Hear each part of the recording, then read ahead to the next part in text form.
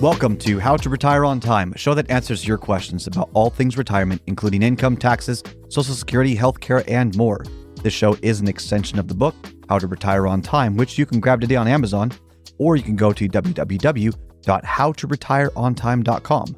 My name is Mike Decker. I'm the author of the book, How to Retire on Time, but I'm also a licensed financial advisor, insurance agent, and tax professional, which means when it comes to financial topics, we can pretty much talk about it all. Now, that said, please remember this is just a show. Everything you hear should be considered informational, as in not financial advice. If you want personalized financial advice, then request your wealth analysis from my team at Kedrick today by going to www.yourwealthanalysis.com. With me in the studio today is Mr. David Franson. David, thanks for being here today. Welcome. Yeah. David's going to be reading your questions, and I'm going to do my best to answer them. You can send your questions in by either texting them to 913-363-1234. Again, that number is 913-363-1234. Or you can email them to heymike@howtoretireontime.com. Let's begin.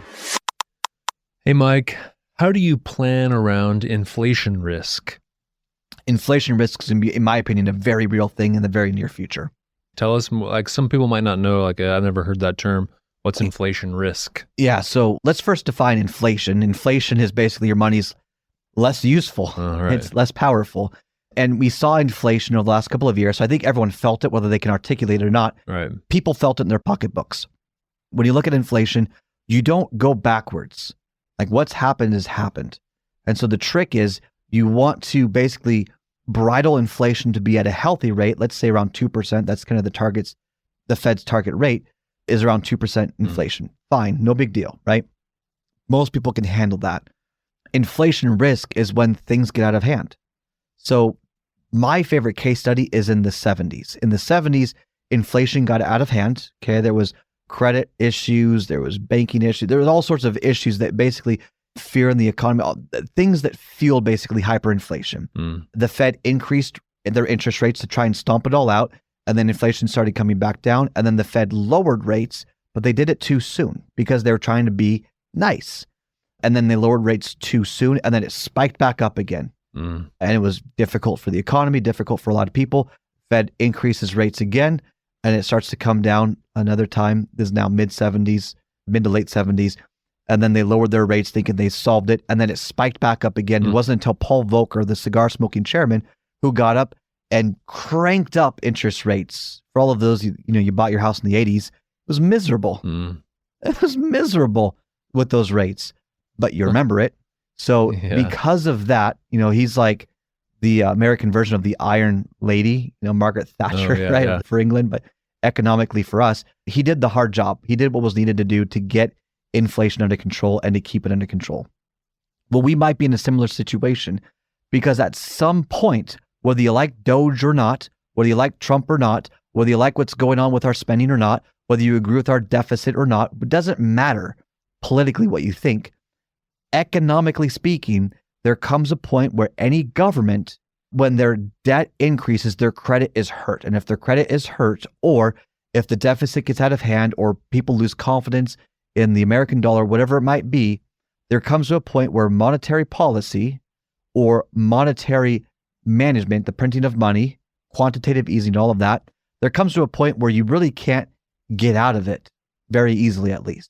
And we saw many case studies of this of Argentina when they got way in over their head on spending and inflation. Zimbabwe is another, you can what is it, $1 trillion? Leighton, would you look up real quick what $1 trillion is in Zimbabwe money for American USD? $1 trillion is Zimbabwe money. That sounds like a lot of money, right? Yeah, it's funny you should mention that because I was just watching a program, like a documentary program, where they were driving around like, look, I have $1 trillion bill right here. Yeah, so Leighton, that's where they were. Leighton, our in-house producer, is going to look that up real quick. But inflation's a very real thing, and you can't control it. As much as we want to feel like we can control everything, there comes to be a tipping point where you can't control things. So there are different ways that we can get rid of our inflationary risk. Yeah, Leighton. $2.6 billion is $1 trillion of Zimbabwe money. Yeah, 2%. It's worthless currency. Zimbabwe is not a worthless country. Right. Their currency it's not worth what it could have been because inflation got a hold of it. So the point being here is inflation very well could be an issue again and again and again. It can rear its ugly head. Now let's kind of talk about ways to solve it. You can cut spending. You can cut the deficit. So the deficit, by the way, just means that you spend more than you make. Okay, that's the deficit. Deficit is not debt. That's a whole nother thing. Yeah. And as of this morning, I was reading some very fascinating analysis on our spending. If we can get back to 2019 spending, we're closer to a budget, basically a more balanced budget, and then we can start addressing the debt.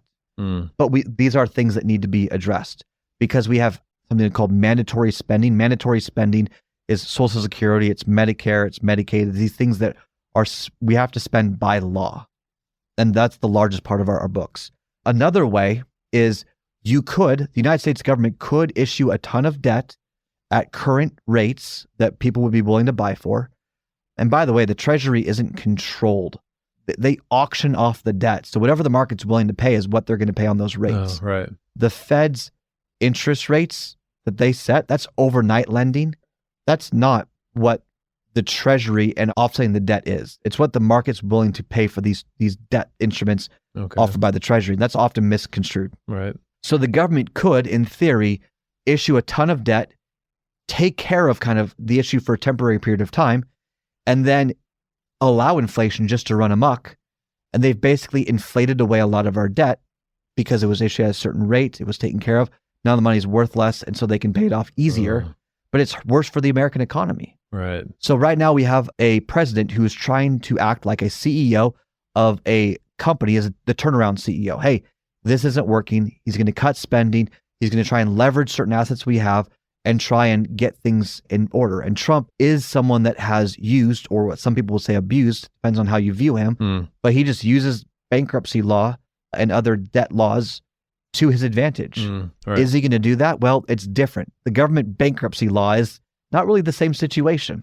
Yeah. So we need to be prepared for potentially more inflation in the near future as he's trying to sort things out. And there's no guarantee that he'll be successful or not.